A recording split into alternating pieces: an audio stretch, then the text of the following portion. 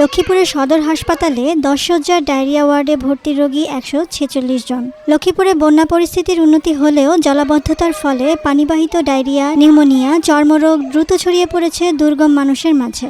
এর মধ্যে ডায়রিয়া ও নিউমোনিয়া রোগীর সংখ্যা শয্যার চেয়ে 10 গুণ ভর্তি হচ্ছে। এ চিত্র বন্যা শুরুর পর থেকে।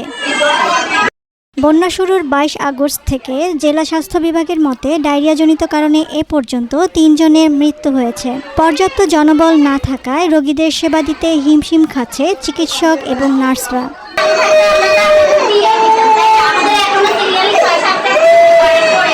লক্ষ্মীপুর 100 শয্যার জেলা সদর হাসপাতালে প্রায় প্রতিদিন রোগী ভর্তি থাকছে 350 থেকে 400 জন রোগী। জেলা স্বাস্থ্য বিভাগের মতে বন্যা শুরুর পর থেকে 22 আগস্ট থেকে ডায়রিয়াজনিত কারণে মারা গিয়েছেন 300 জন।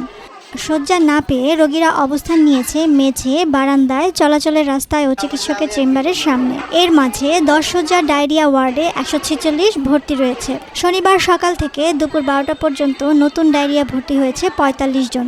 এই চিত্র প্রায় প্রতিদিনের। এদের মধ্যে সিংহভাগই শিশু।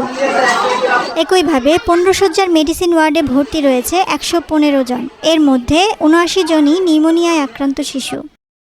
একই সাথে বাড়ছে সাপে কাটা এবং অন্যান্য রোগীসহ অন্যান্য রোগীর চাপ। অপরদিকে গত 24 ঘন্টায় জলাবদ্ধতাজনিত চর্মরোগী ভর্তি আছে 135 জন। তাই জরুরি ভিত্তিতে প্রয়োজনীয় ব্যবস্থা গ্রহণ করা হলে পরিস্থিতির আরও অবনতি ঘটার সমূহ আশঙ্কা করছে এলাকাবাসী।